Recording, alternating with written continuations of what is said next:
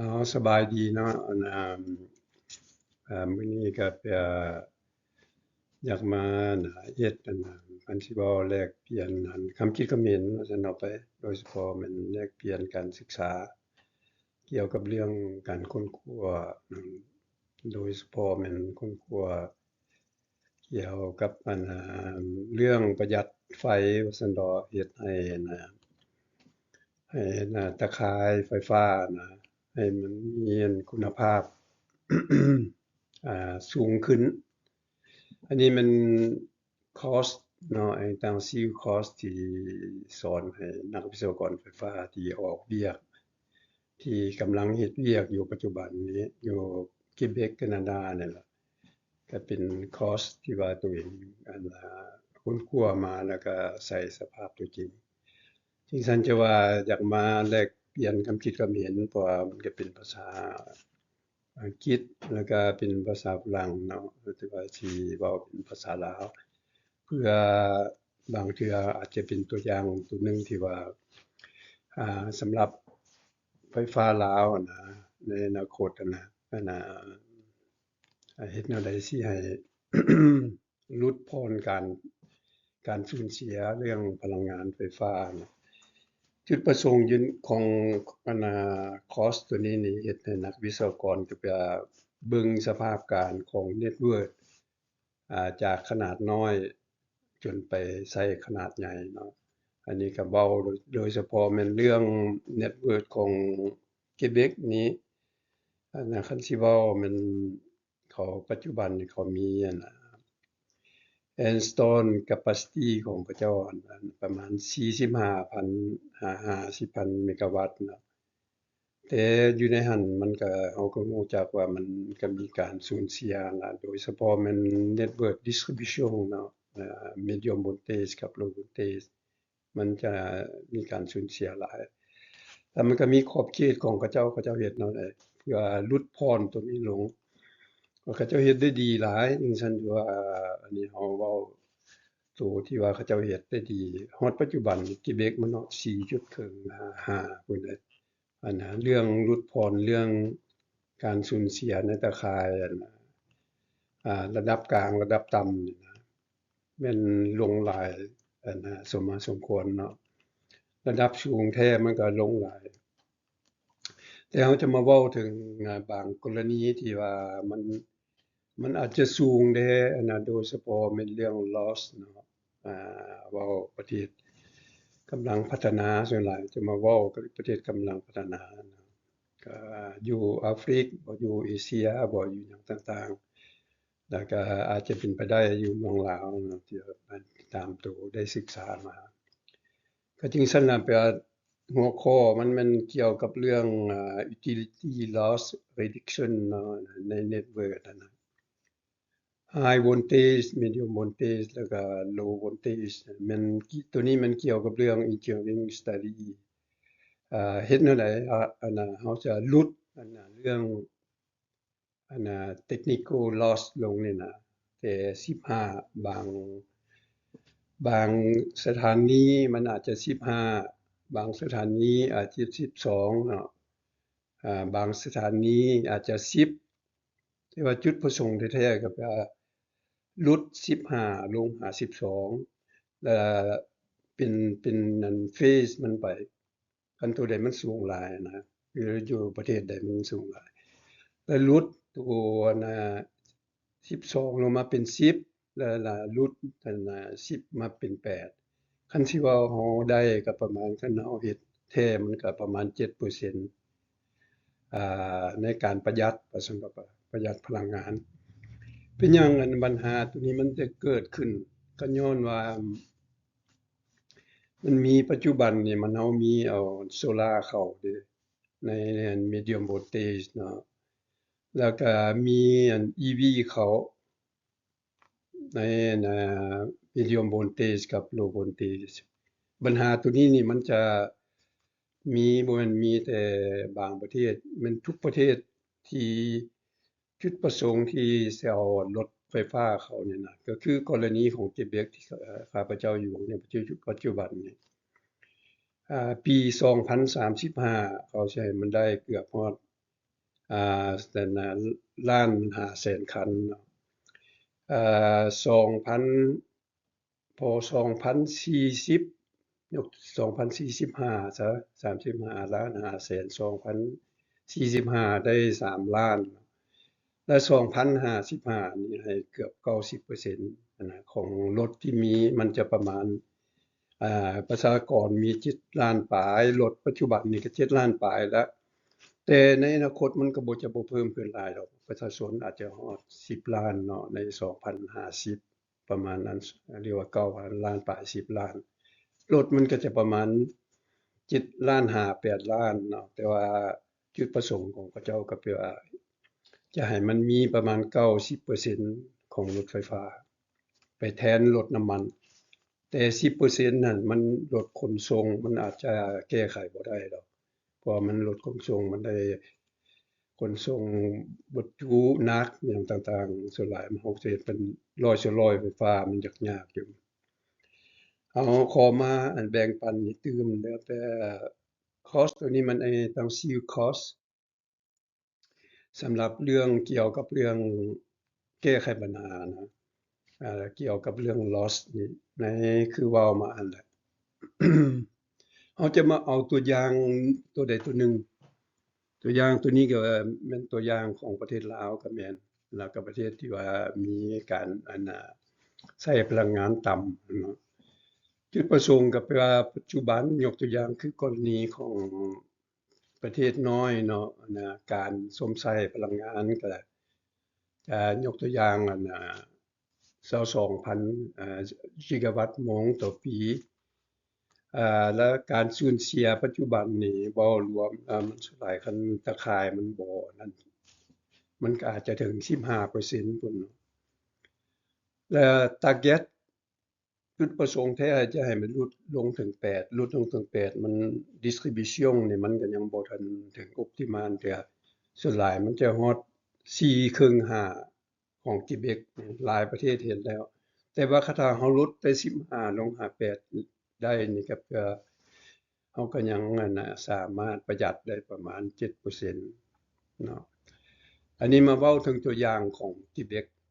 เพราะว่าเน็ตเวิร์กมันต่างกันเมืองลาวก็บ่มีหยังเพราะเน็ตเวิร์ก distribution ของเขา medium voltage มัน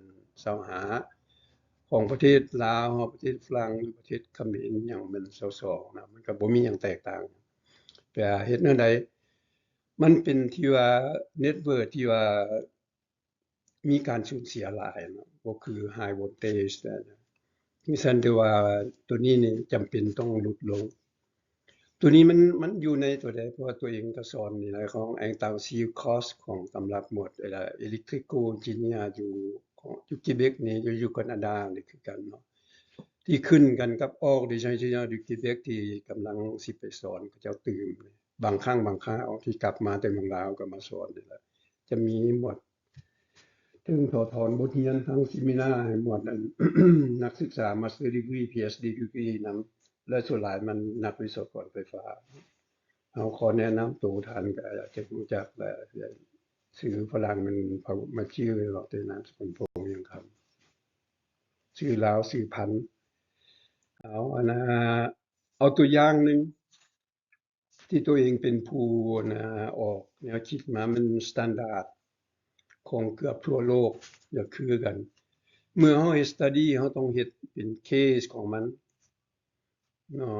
เป็นเคสก็แปลว่าหยังเราเริ่มจากตัวน้อยแล้วก็เราก็คูณขึ้นมันแล้วแต่ไซซ์ของมันเน็ตเวิร์กก็คือประเทศลาวเราก็ใช้น้อยประมาณ 4,500 เมกะวัตต์เนาะinstall capacity คันสิเว้ามันประมาณ 4,000 ปลายเนาะการใช้ก็ประมาณอาจจะแม่น 3,000 ปลายเมกะวัตต์ฮอดปัจจุบันหรือว่า 3,200 บ่ไปสิก็ตัวเองก็จื้อบ่ได้หมดบัดนี้มาเว้าถึง Quebec อันนี้แข่งที่ตัวเองครับเจ้าอยู่นี้install capacity ก็คือว่า45,000ประมาณนั้น50ปัจจุบันนี่ประมาณนั้นเพราะว่าตัวเองก็บ่ได้ติดตามแต่โดนมาแล้วและอยู่ในนี้มันก็ส่วนหลายเราก็ฮู้มีเขื่อนมีหยังแล้วหลังจากเขื่อนมามันก็มีสถานีไฟฟ้า ถึงฉันเขาถึงมาเว้าถึงว่าเริ่มสถานีไฟฟ้ากับ study เฮามาเริ่มสถานีไฟฟ้าเรื่อง loss จุดประสงค์แม่นเพื่อลดพร loss ลงให้มันถึงตามมาตรฐานจึงได้มาอันนี้มันการภาคปฏิบัติของอยู่นี่ของอยู่ในกิเบกของแคนาดาบ่มีหยังแตกต่างหยังก็คือประเทศยุโรปของประเทศรัสเซียเนาะตัวเองแล้วมาสร้างสถานีดีไซน์สถานีเป็นตัวอย่างนั่นได้เป็นผู้ดีไซน์เนาะสถานีตัวนี้มันสถานี230 kV ลดลงมา25 kV เนาะจะมี3 transformer ใหญ่ main transformer อยู่ในสถานีใหญ่40 แต่มันสามารถตื้มขึ้นเป็น4สถานี4 transformer เนาะ5 transformer มันจะมีถึงขนาดนั้นอยู่บ้านเขาเฮ็ด parallel กัน5 transformer แต่ว่าเอาในตัวอย่างแล้วเอา3 transformer เกินก่อนเป็นเฟสทำอิฐเพราะมันเขาเฮ็ด substation เขาจะเฮ็ด substation เป็น3เฟสมันมีเฟสทำอิฐของ initial แล้วเฟสที่2เป็น intermediate และเฟสที่3เป็นintimum เนาะ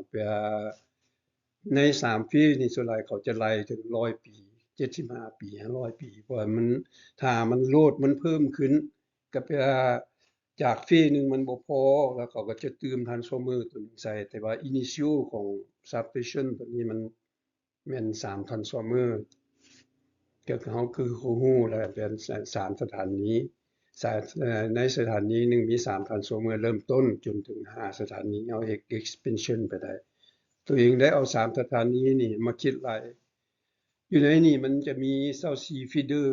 25 kV หรือว่า22 kV เนาะส่วนหลายจะ24feeder อันนี้เฮาจะเอาตืมเท่าใดตืมอีกเทื่อละ10ก็ได้ต่อไปนะแล้วเฮาจะมาคิดรายตัวนี้กับหยังฮู้จักเบิด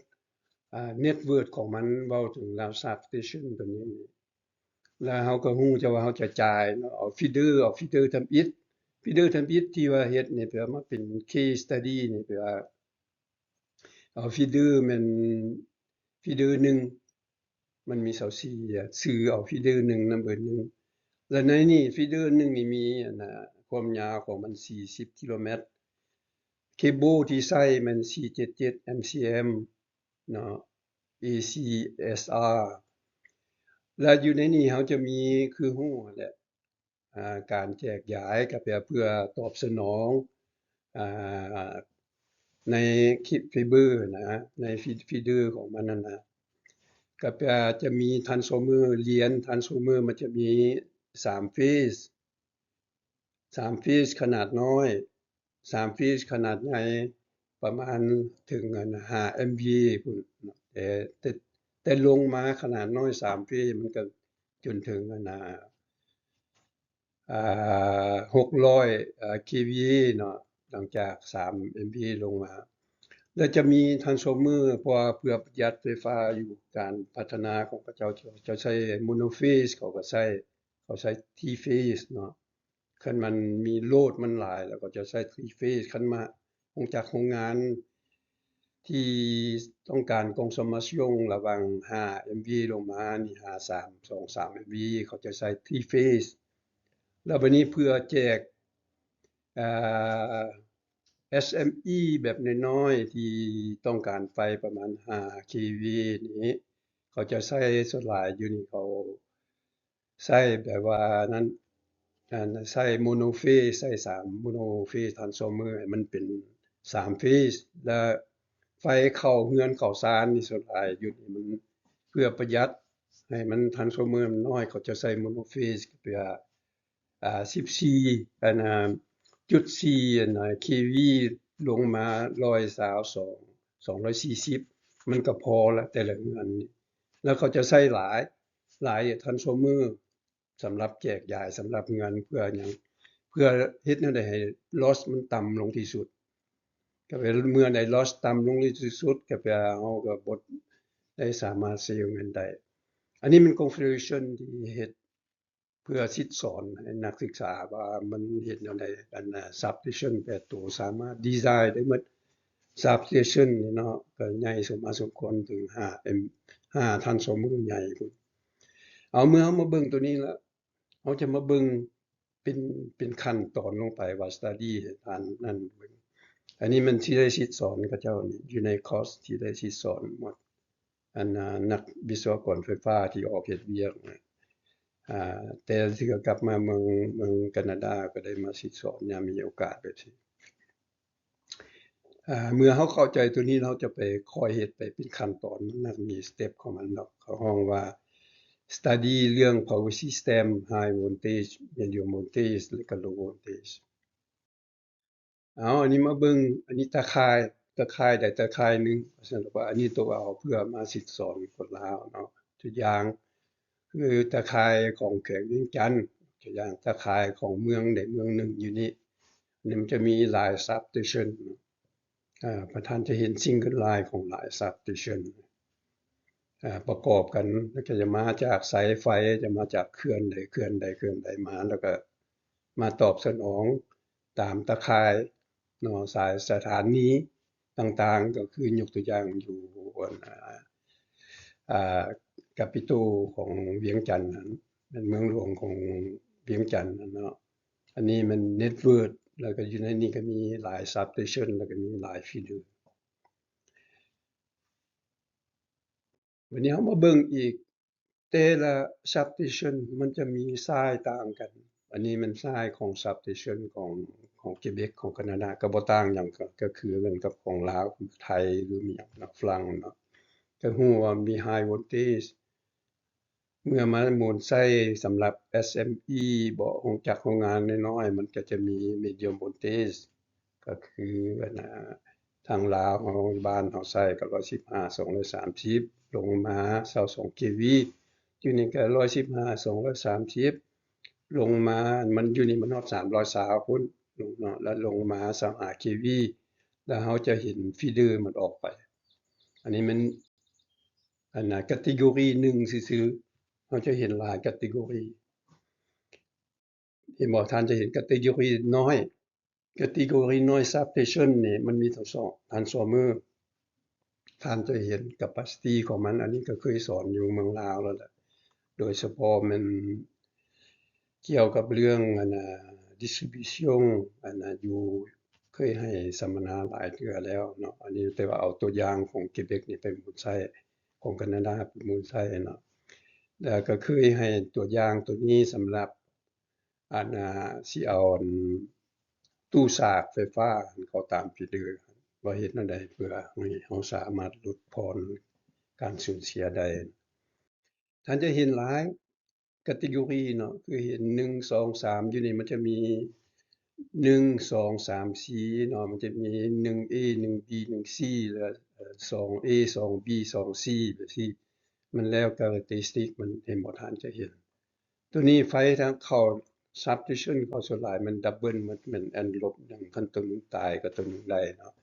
แล้ว transformer นี่ก็คือขึ้นแอนด์ลบ2คัน2 transformer ยกตัวอย่าง P บ่หรือแปลงหยัง2 transformer นี่สามารถ supply ได้เข้าห้อง N ลบ2มันก็ยังเหลือ2อันนี้มันสามารถ supply ได้หมดเด้สามารถ supply ได้หมดโลดแต่ไฟมันบ่ขาดแบบมันบ่พอมันบ่ขาดจักเทื่อก็จึงซั่นเราต้องดีไซน์มันขนาดสมมาสมควรพอเฮ็ดแล้วมันก็ไปใช้ได้ประมาณ50ปี75ปีก่อนสิตืมใส่เนาะอันนี้มันสแตนดาร์ดเขาเฮ็ดมาตัวเองก็เฮ็ดมาก็สมมาสมควรมันบ่ได้สิ่งที่ว่าบ่ได้ยากสำหรับนักวิศวกรไฟฟ้าเรื่องดีไซน์เรื่องหยัง engineering จนถึงก่อสร้างอันนี้มันก็แม่นตัวหนึ่งอีกท่านจะเห็นอีกตัวหนึ่งอีกน้อยอีกเป็นหยังตัวมันมีตัวใหญ่ตัวน้อยนั่นน่ะก็แปลเมื่อเรารู้ว่ามันมีหลายสายต่างกันก็คันเราสิพัฒนายกตัวอย่างเมืองหนึ่งที่มีประชากร50,000คนประชากรเมืองหนึ่ง200,000 300,000จึงซั่นเราจะใช้สถานีน้อยลงเพื่อตอบสนองให้ตามประชากรการตามหลังคาเรือนที่ใส่กงตืออันนี้เนาะก็คือเว้านั่นแหละแต่ มันก็ขึ้นกับประชากรที่ซั่นที่ว่าบ่จำเป็นเอาทรัพย์ได้ชิ้นใหญ่ใส่ที่ว่าเฮากาใส่ว่าประชากรมันจะขยายตัวในระยะ50 ปีเฮาก็จะเอาให้มันโตดไล่มันถูกแบบแล้วก็เมียนไว้เพื่อ50 ปียามต้องการขึ้นแต่ตัวนี้พอ adaptation มันส่วนหลายมันบ่มีขอบเขตนะครับแต่ว่ามีพีแล้วก็มีแต่เปลี่ยนแต่บางภาคส่วนในการประหยัดตลอดจุดประสงค์ตัวนี้ก็ตัวใหญ่ท่านจะเห็นเนาะก็เห็นว่า design engineering construction บ่มีบ่มีหยังแตกต่างหยังแล้วก็แต่สิ่งที่ว่าตัวเองเคยเฮ็ดมาแล้วก็เคยสิสอนเรื่องดีไซน์เรื่องเฮ็ด calculation เรื่อง protection เรื่องหยัง system หยังก็เคยได้ถอดถอนบทเรียนอยู่ลาวแล้วก็อยู่นี่ว่าเคยสอนมาตลอดว่าเฮ็ด design substation นั่นแหละมันเป็นสิ่งที่ว่ามันบ่ได้ยากมันคือกันหมดนะเนาะเห็นบ่มีอีกก็จึงฉันว่าได้เรียนรู้ไปหลายแบบที่ว่าเจ้าเฮ็ดมีตัวหนึงอีกตัวน้อยอีกจึงฉันให้ทานเบิ่งตื่นเห็นบ่ตัวมันมีหลายขนาดก็น้อยลงไปอีกจึงฉันบัดนี้เฮามาเบิ่งว่าเรื่องจุดประสงค์ก็เพื่อจุดประสงค์แท้ของเทรนนิงตัวนี้สำหรับนักวิศวกรไฟฟ้าเนี่ยอันนี้มันเป็นข้อสรุปแต่เรื่องไล่มันก็เฮาก็ต้องไล่แล้วเนาะแบบที่ซั่นก็แต่จุดประสงค์ก็เพื่อลดพล loss จาก15ลงมา12ลงมา10 10มาหา8แต่อยู่นี่เว้าเรื่อง distribution ก็คือว่าเอา5%นะก็มันดีหลายนะก็ตัวอย่างตัวนี้ก็เคยเฮ็ดอยู่ประเทศเวียดนามเพิ่นเคยเฮ็ดหลายโครงการมาแล้วนะคือเขาฮ้อ rehabilitation network ก็เพื่อลด loss เพื่อให้มัน loss มันต่ำลงเรื่องนั้น loss กันว่าเฮาเว้าเรื่อง loss แน่นอนเฮาก็ เรื่อง loss เกี่ยวกับเรื่อง current แล้วก็เรื่องยกตัวอย่างเพื่อในอนาคตนี่นะผู้ใดก็ฮู้จักว่าซุมื้อนี้ไฟมาจากเขื่อนไฟมาจาก nuclear plant ไฟมาจาก coal power plant หรืออิหยังนี่มันโดยเฉพาะ coal power plant บ่จากอิหยังนี่มันบ่แม่น green energy จังซั่นเขาจึงว่าเพิ่มโซลาร์เขาตื่มให้เป็น renewable energy อาจจะแม่นโซลาร์หรืออาจจะแม่น wind power เนาะมันแล้วแต่ประเทศที่ว่าก็คือกรณีเอเชียเฮานี่สิ่งที่เป็นไปได้ก็แน่นอนโซลาร์แล้วก็คือลาวคือหลายประเทศแต่แคนาดามัน impossible อยู่แล้ว snow มันหลายเนาะหิมะหลายจะได้แต่ wind อันนี้เฮามาเว้าถึงโซลาร์เขาเพื่อแก้ไขปัญหาที่มีอยู่เพื่อเฮ็ดแนวใดมันลดลงใน loss initio เว้า loss initio ที่ว่ามีเนาะ15%ก็หลายแล้วนะเทียบใส่การสมใช้22,000กิกะวัตต์ต่อปีแต่ว่าเฮามี15%เสียประมาณ 3,300 กิกะวัตต์ต่อปีเนาะก็เพื่อมันเฮ็ดให้เสียเงินว่าซั่นเอาไปนั่นเดี๋ยวจะลดลงได้เหตุผลที่มันเสียนี่บ่อันนี้มันเว้าสรุปซื่อๆได้ตามนั้นก็ต้องได้รายเลขหมดทุกอันเนาะคือ1แม่นฟีเดอร์ยาว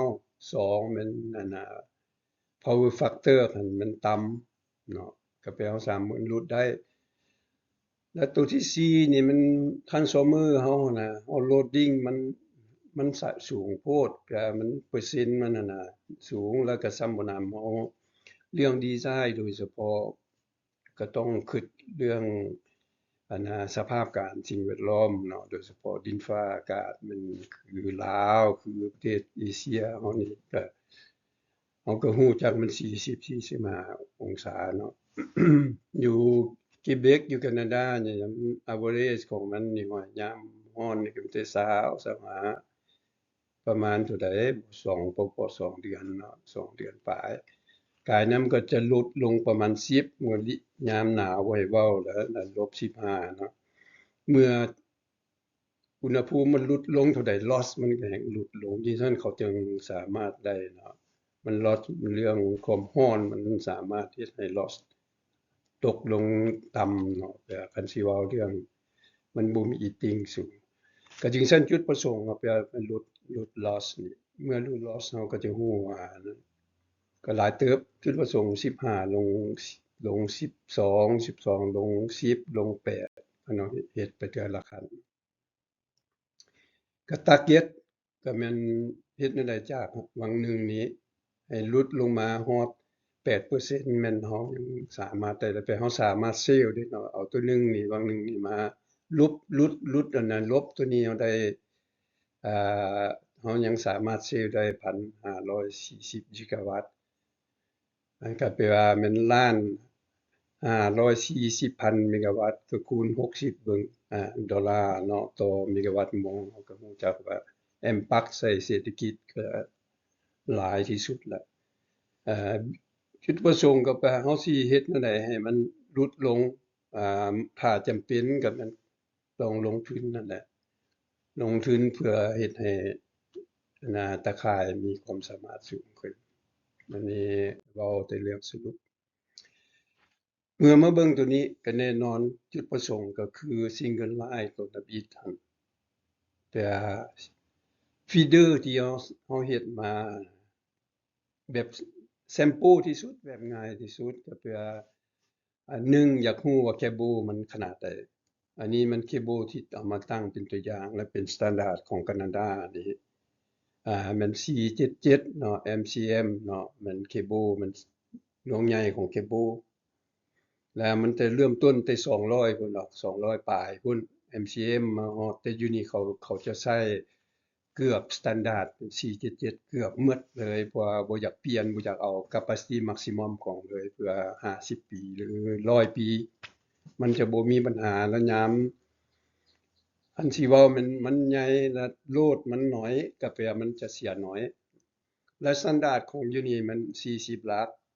ตัวยาวสุดได้นี่ตามธรรมดามัน25ลักเด้ออันนี้เด้อตัวนี้เว้าตัว40ลักเพื่อมาแก้ไขปัญหาแล้วเฮาจะย่อยเฮาก็รู้จักว่าทุกสายไฟมันก็มีภาคส่วน resistance เนาะและภาคส่วน admittance เนาะมี2อย่างนี้ส่วนหลาย resistance มันจะน้อยกว่า admittance เนาะนั่นอันนี้มันพารามิเตอร์ของมันต่อลักเราก็รู้จักมัน40ลักมันก็ต้องมีการสูญเสียไปอยู่แล้วอันนี้นะธรรมชาติของมันอยู่แล้วคันไฟมันผ่านบัดนี้เฮามาเบิ่งเรื่องคันเรื่องรายเรื่องนั่นน่ะเรื่อง current ของมันก็สิง่ายๆเนาะ apparent อันนั้นน่ะหยังก็ภาษาลาวก็ฮู้อยู่นี่มันสกวาร์3นี่คูณให้ v อะเนาะเฮาก็ฮู้จักว่ามัน current มันเท่าใดแล้วเราสามารถคันสิเว้ามันเฮ็ดให้power factor มันลดลงอะนะหลังจากฮู้ตัวนี้เนาะจึงซั่นที่ว่าเมื่อ power factor ลดลง current นั่นน่ะลดลงก็แน่นอนน่ะ loss มันก็ลดลงก็แปลเราก็บ่สูญเสียหลายบัดนี้ power factor หลายประเทศบ่แม่นนั่นดอกส่วนหลายมันจะเขาเจ้านั่นมัน0.8เนาะตัวจริง0.8แล้วจุดประสงค์มันเฮ็ดแนวใดเพื่ออยากลดพรเฮาจะเอาขึ้นคือ Quebec มันฮอด0.96พุ่นน่ะผู้ใดต่ำกว่านั้นเขาจะใหม่หัวเนาะที่ซั่นที่ว่าคือโลดของจักโรงงานมีหยังต้องให้0.96ก็แปลว่าทั้ง utility มันบ่ได้รับผิดชอบหลายแต่เจ้าต้องแก้ไขปัญหาของเจ้าจึงซั่นที่ว่าเมื่อเราเฮ็ดตัวนี้เราก็ได้แน่นอนมันเรื่องเกี่ยวกับเรื่องสามารถวนว่าของมันขยายตัว improve หรือ power factor ขึ้นเมื่อ power factor ขึ้นก็แน่นอนก็ loss มันลงเป็นหยังเราจังเอาโซลาร์เข้ามาใส่โซลาร์แล้วก็ BSS ย้อนว่านี่แหละหลายประเทศที่ว่า loss มันสูงแล้วยกตัวอย่างสำบ่นำ1เราเอารถ EV เข้ามาในเน็ตเวิร์กในฟีเดอร์เนาะบัดนี้ไฟบ่พอแล้วมาเบิ่งว่าถ้าไฟบ่พอค่อยเอาโซลาร์เข้าแล้วมันสิได้กำไรบ่ อันนี้มันจุดประสงค์ในการที่สอนมันเว้าเรื่องเว้าเรื่องเทคนิคกับเรื่อง economy ไปนำกันเนาะเมื่อไฟบ่พอเอาไฟเข้ามาตื่มเอาโซลาร์เข้ามาตื่ม BSS เข้ามาตื่มอยู่ฟีเดอร์ที่ว่ามันมีมันวิกหั้นแล้วมาแก้ไขloss อยู่ในฟีเดอร์หั้นตัว22 kV หั้นเนาะโดยเฉพาะแล้วก็สามารถลดนั่นการสูญเสียไปได้อยู่ในโครงการตัวนี้นี่ที่ตัวเองเฮ็ดกวดเรื่อง1เรื่องเทคนิค2เรื่องเศรษฐกิจว่าเอาโซลาร์เข้ามาใส่แต่ละฟีเดอร์นะใน22 kV หรือ25 kV น่ะเอาโซลาร์เข้ามาตื่มใส่ในอนาคตถ้าไฟบ่พอเนาะใส่2เมกะวัตต์แต่ละฟีเดอร์ก็บ่แม่นทุกฟีเดอร์ใดที่ว่าบ่มี loss หลายเนาะก็แปลว่าเรามีเฮ็ด generation ของฟีเดอร์ตื่มเนาะตื่มในนั้นหั่นจาก transformer ที่มีแล้วหั่นเอาตัวนี้เข้าตื่ม2เมกะวัตต์ก็เมื่อเราเข้าตื่มก็แน่นอน loss มันลดลงเพราะมันมีไฟมาเข้าตื่มที่อยู่ใกล้ติดกันกับโลดเลยเนาะก็แปลว่าเราสามารถเฮ็ดให้โปรไฟล์ของโวลเทจมันขึ้นคือใน22 kV มันอาจจะตก21หรือว่า20.5เมื่อเอาตัวนี้เข้ามาใส่กันในโวลเทจมันสามารถขึ้นแล้วสมมุตินำเอาโซลาร์ที่ BSS กับ PFM เข้ามาperforming model มันใส่ตื่มมันจะเฮ็ดให้การแก้ไขปัญหาบ้ามันขึ้นตื่มอันนี้ในการคิดไล่ตัว BSS นี่มันมีหยังกับหนึ่งมันก็มา support เรื่อง peak transient นั้นพอมา stabilize เนาะบางเทื่อไฟบ่พอทาง substation บัดนี้ไฟพัดหลายในโลดบัดสิมันก็สามารถ stabilize ได้หรือบางครั้งบางคราวไฟของฟีเดอร์เฮาก็มีคนหนีไปเวียกหรือหยังต่างๆมันจะลดลงปั๊บโลดลดลงปั๊บมันจะรบกวนทาง substation เนาะหรือจะเพิ่มขึ้นโดยเฉพาะก็เมื่อหลังจากนั้นก็เพื่อมันสามารถ support ได้กับเรื่อง overload คือมันก่ายหลายก็แปลว่าแบตเตอรี่มันอยู่หั้นอยู่แล้วกับโซลาร์มันก็ support เลยนะก็จึงซั่นได้ว่ามันก็เป็นสิ่งที่ดีที่ตัวเองเฮ็ดให้โครงการนี้ที่จำเป็นต้องเฮ็ดโดยเฉพาะมันคันเราขาดไฟโดยเฉพาะเอาไปสร้างรถไฟฟ้าในอนาคตนับมื้อนับหลายขึ้นถ้าไฟบ่พอก็ตัวนี้มันคันสิเว้ามันก็เป็นสิ่งที่ดีเมื่อเอามาเข้าตัวนี้เราก็รู้จักมัน loss มันก็คือว่า loss สายบัดนี้เราก็จะมาเว้าเรื่อง loss transformer เมื่อเรามาเข้าตัวนี้ก็แน่นอน loss transformer เราก็ต้องให้มันลดลงเมื่อเราอยากลด loss transformer อันนี้ transformer ที่ว่าย้ายตามฟีเดอร์ได้อันนี้นะ transformer ย้ายตามฟีเดอร์22 kV หรือว่าฟีเดอร์25 kV ก็เพื่อเฮ็ดแนวใดจะให้มัน loss มันต่ำก็เพื่อเราบ่overloading มันเราจะใช้ transformer ตื่มคืออยู่นี่เขาจะใช้ transformer มันเพียงพอเนาะในแต่ละฟีเดอร์มันเทคนิคแบบง่ายๆเด้ก็แปลหน้าที่สิให้ฟีเดอร์หั่นเอา transformer ตัวหนึ่งหลังจากเราเฮ็ดลดลงมาแล้วหน่อยเป็น220 400โวลต์แล้วดึงสายไปเป็นลักพุ่นมันไกลโพดอยู่บ้านนี่เขาบ่ให้ไกล50เมตรก็แปลเงินที่ว่าอยู่ใน50เมตรนั่นก็เพื่อเอาแต่ transformer ตัวนี้ไปแล้วตัวต่อไปก็ transformer ตัวหนึ่งอีกทุก50เมตรอยู่นี่30เมตรนะ30เมตร40เมตรเรือน3-4หลังเขาก็เอานั่นเขาใช้ transformer น้อย transformer น้อยมันก็มี loss น้อยเนาะแล้ว transformer คือเขาไล่เรือนอยู่นี่แต่ละเรือนประมาณ7กิโลวัตต์ทุกเรือนประมาณสูงสุด10กิโลวัตต์เนาะเพราะเรือนก็มีแอร์เย็นก็คือทุกบ้านเฮาล่ะประมาณ10ก็แปลเรือนมันจะห่างกันประมาณยกตัวอย่างแต่ละเรือนเนาะไล่แล้วประมาณ ไหลรวมหมด3หลังก็30เมตรแล้วเด้เนาะ5หลังก็50เมตรแล้วเด้เรือนต่อกันเนาะหลังทุก50เมตรเขาจะ transformer ใส่ก็ใส่น่ะ50 kVA ในกรณีอยู่นี้ก็เพื่อเมื่อให้ใส่50 kVA แล้วมันก็ loss มันก็บ่มีแล้วเนาะเกือบบ่มีแล้วเพราะมันอยู่ติดกับเรือนหนึ่งเขาจะมาใส่อยู่ว่าระหว่างกลางของเรือนเบื้องซ้ายเบื้องขวายกตัวอย่างเพราะ transmission เนาะ moyenne voltage มันก็ผ่านเรือนไปเดะผ่านของทุกเรือนไปเนาะคันเฮาสิเอากายไปหลายโพดมันก็เสียตัวนี้เลยเฮ็ดให้ไฟเฮาเสียไฟเสียนั่นจริงซั่นที่ว่าก็แม่นวิธีหนึ่ง แล้วก็แปลเขาต้องมา support เรื่อง voltage ของมันนี่บ่ให้ voltage มันตกนั่นน่ะก็แปลว่าหยังก็เรื่องเอาไฟเข้ามาเติม voltage มันบ่ตกเนาะจึงซั่นเพื่อให้ voltage นี่ก็แน่นอนคันมันตกหลายคันตกกาย 7% เนาะก็เพื่อมันจะเฮ็ดให้เครื่องใช้ของสอย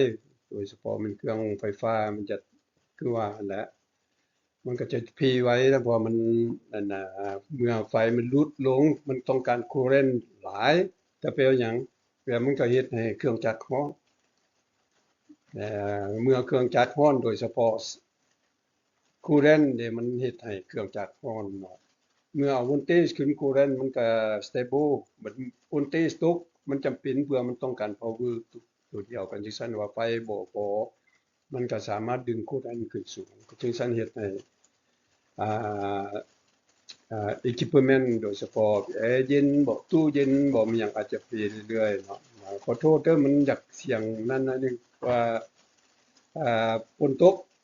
มื้อนี้ฝนตกแต่ตัวเองอยู่ในอันนั้นอยู่บ่อนที่มันอยู่ทางนอกนะอ้าวบัดนี้มาเว้าถึงเรื่อง Netbird ซะ Netbird ก็แปลว่าอันน่ะเฮ็ดแนวใดที่อันน่ะให้ Netbird เฮานี่มีอันน่ะสภาพดีเนาะก็แปลต้องคงทนนั่นแหละก็คือว่าต้องใช้ SCADA ต้องเรื่อง Optimization de Volt var ให้อยู่แต่ละนั้นอยู่ทุกฟีเดอร์อันคันสิเว้านี่เพื่อสามารถรักษา Power Factor ของทุกฟีเดอร์ได้95%แล้วก็สามารถคือเว้าหั่นแหละเรื่อง Integration ต่างๆเพื่อเมื่อว่างมันสูงขึ้นมันเฮ็ด Voltage มันสูงก็บ่ดีจึงซั่นจะสามารถอ่าเฮ็ดแนวใดให้มัน stabilize voltage ได้มันก็มีหลายวิธีวิธีหนึ่งก็ OLTC เนาะเกี่ยวกับเรื่องนั้นน่ะ Touch Changer ของอันนั้นหั่นของอันน่ะ transformer มันเอาเปลี่ยนอันน่ะนั้นมันเปอร์เซ็นต์มันก็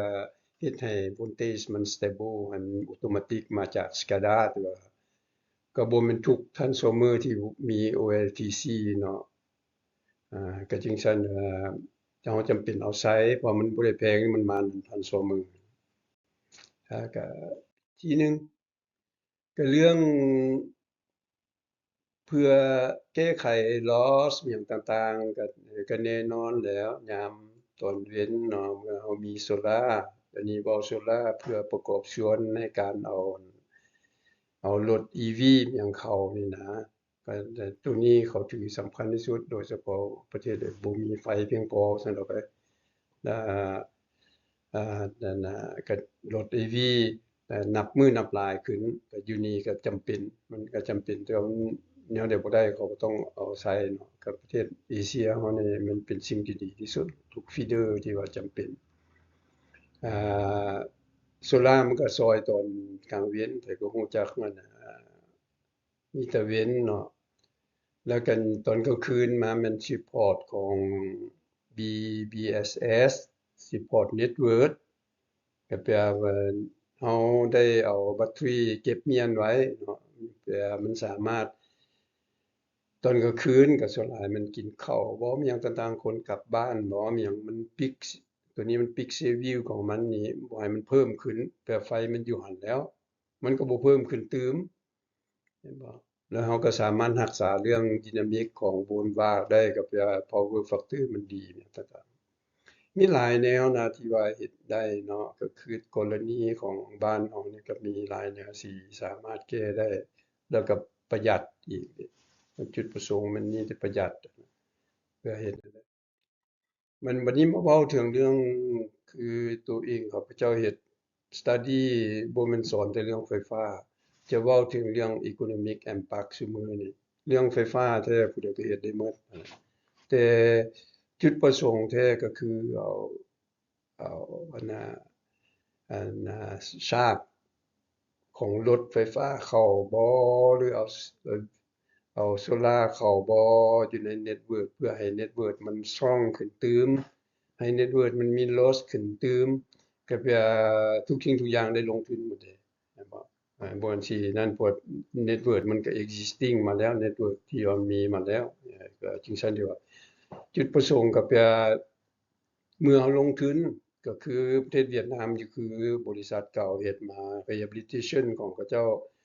ฮานอยกับอันน่ะไสงอนที่มันซุมื้อนี้เป็นโฮจิมินห์ซิตีท่านก็เข้าใจ5,000,000,000เนาะหลังจากstudy แล้วโครงการ2อันนี้ของตัวหนึ่งของ ADB ตัวหนึ่งของ World Bank ที่บริษัทเก่า XP เฮ็ดแต่1993หา2000กับอันน่ะนั่นน่ะเขาเจ้ารุดได้หลายกับเซลล์เงินได้หลายมัน study ที่ตัวเองเคยได้ศึกษามาใช้โครงการที่แท้จริงนั่นน่ะโครงการก็ใหญ่สมมาสมควรได้เว้าถึง500ล้าน600ล้านแต่ละโครงการแต่ทางฮานอยกับทางไสงอนเดี๋ยวนี้นี่ loss ของเขาเจ้าคันสิเว้าแท้เก่งสุดก็แม่นสิแม่น8หรือ7นี่ล่ะสิให้มันเท่า Quebec 4.5โอ้5นี่ยังบ่ทันได้เทื่อ ก็ยังดีแล้วแต่18ลงมา8 5 7เนาะ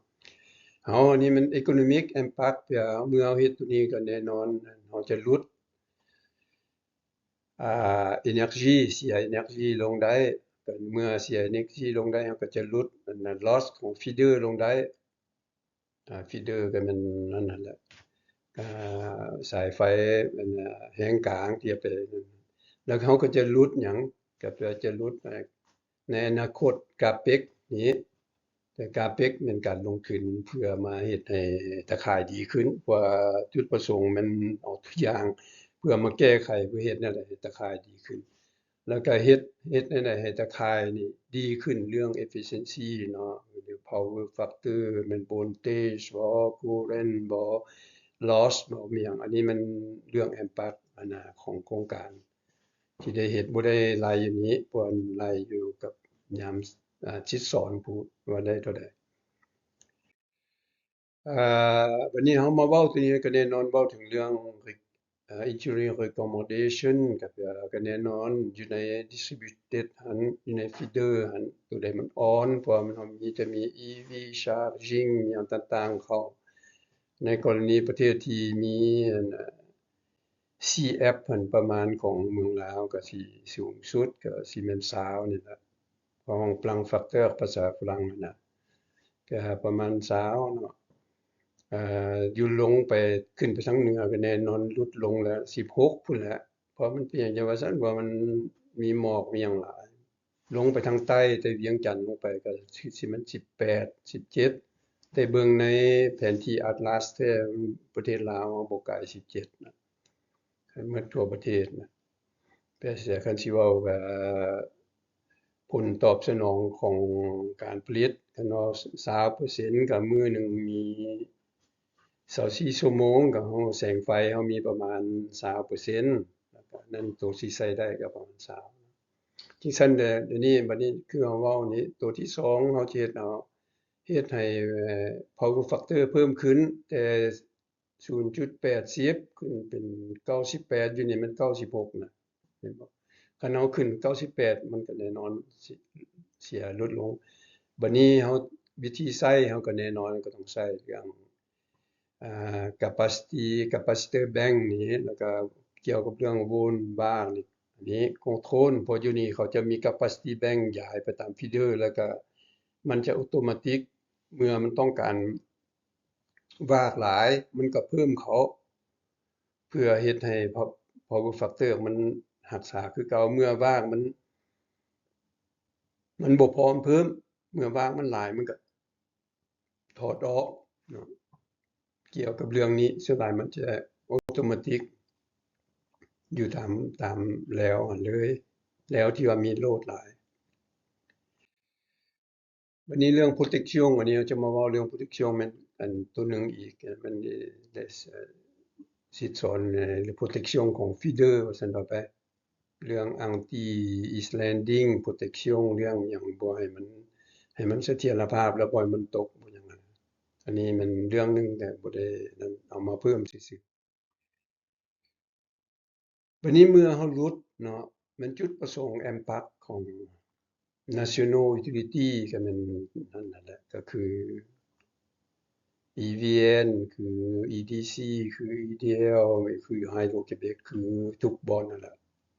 EGAT บ่หรือว่าEDF Electricity Defense บ่มีหยังต่างๆเนาะ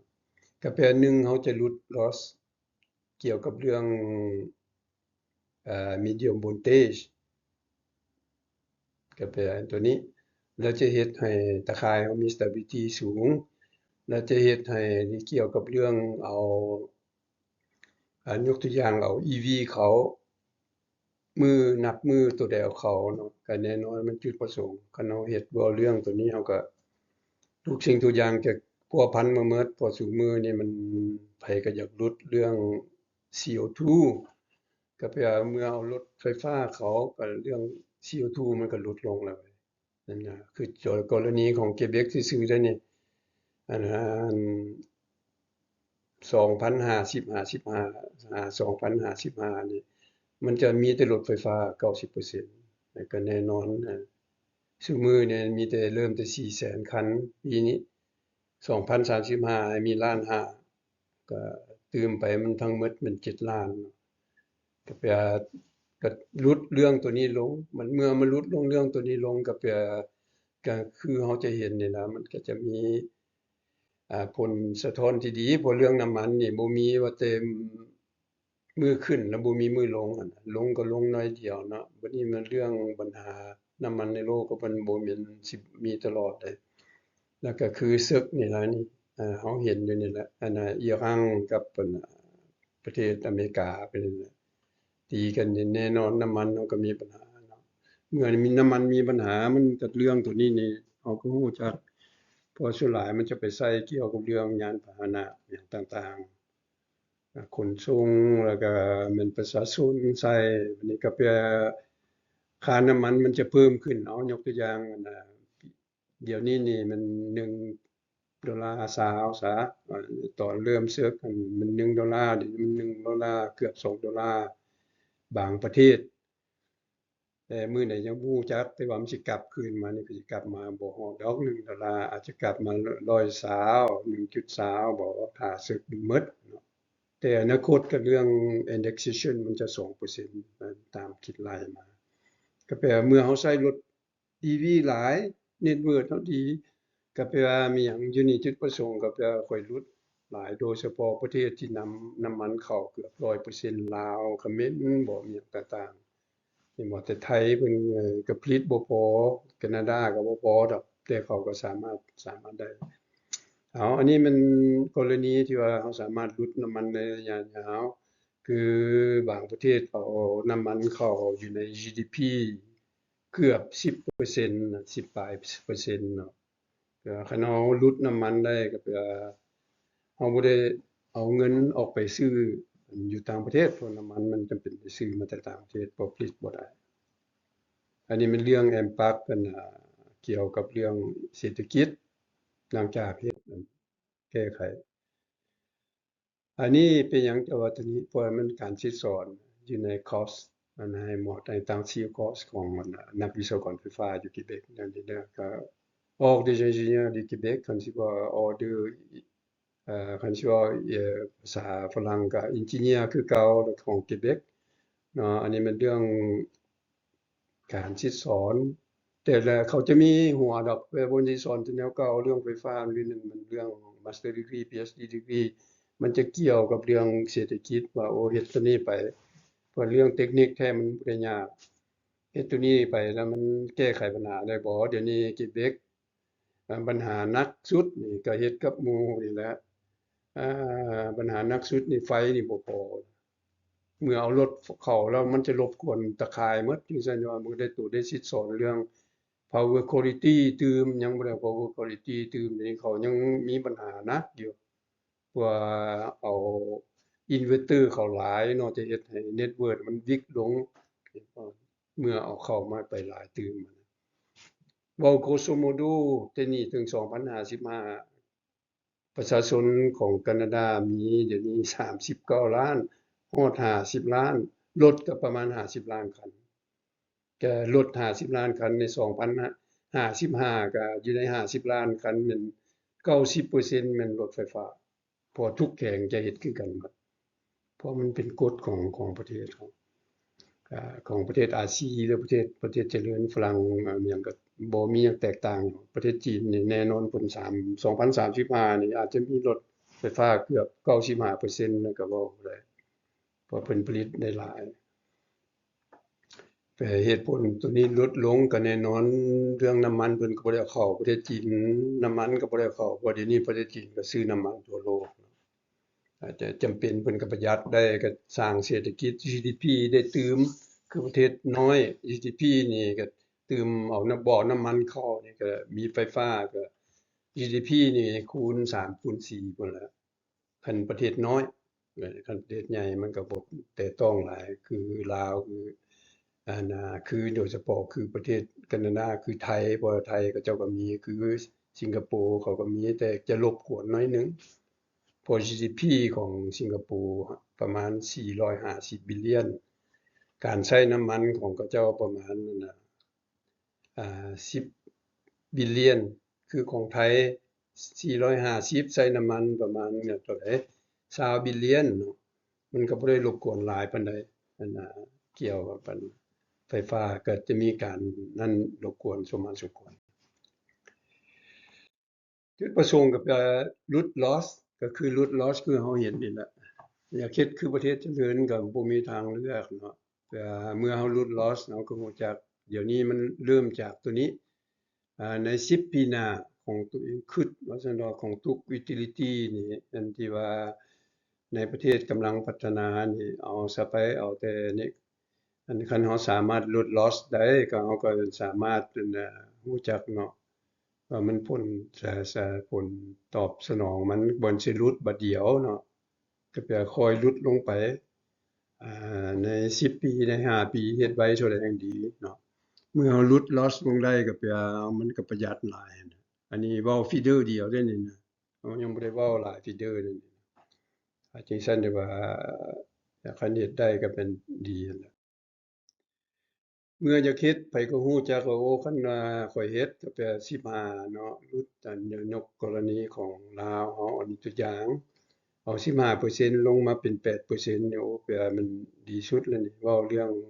ประหยัดenergy นี่แต่3,000ปลายกิกะวัตต์โมงนี่ลงมาเป็น1,500เฮาเก่งแล้วเฮาประหยัดเน็ตได้อันที่ซั่นว่าบางตัวอย่างก็เอามาแบบมาไล่มาใส่บัดนี้เรื่องเศรษฐกิจก็แน่นอนไฟของเฮาปัจจุบันนี่$60ต่ออันนั้นเนาะคัน$60เฮาประหยัดได้เท่าใดคันราคาตัวนี้นี่นอกจากเฮาประหยัด loss ได้เฮาก็จะรู้ว่าแต่ละปีเฮาประหยัดได้เท่าใดอ่าเป็น100ล้านพู้นแหล้วถ้าว่าไฟมันแพงขึ้นถ้าเฮาลด loss ได้เท่าใดก็125ล้านคันเมื่อไฟมันแพงขึ้นอีกคันเฮาบ่เฮ็ดประหยัดเนาะใน10ปีหน้าไฟนี่มันอาจจะขึ้นไป10หรือ20ปีหน้าจะเป็น$60ต่อเหรียญเดะมันจะขึ้นไปอาจจะเป็น120ได้ใน25ปีหน้าเนาะต่อเมกะวัตต์โมงได้นี่นะถ้าเฮาลดได้บ่นี่อันนี้ก็เพื่อปัจจุบันนี่เฮาก็ยังลดได้เท่านี้ถ้าไฟขึ้นฮอด90เฮาก็ลดได้ตื่มอีกถ้าไฟขึ้น120เฮาก็ลดได้175ล้านต่อปีการสูญเสียเทียบใส่กันกับลงทุนเนาะแต่ลงทุนมันราคามันเท่าเก่าอยู่แล้วมันบ่มีหยังเปลี่ยนแปลงอยู่แล้วถ้าว่าเราเฮ็ดซุมื้อนี้เพื่อเราสามารถประหยัดได้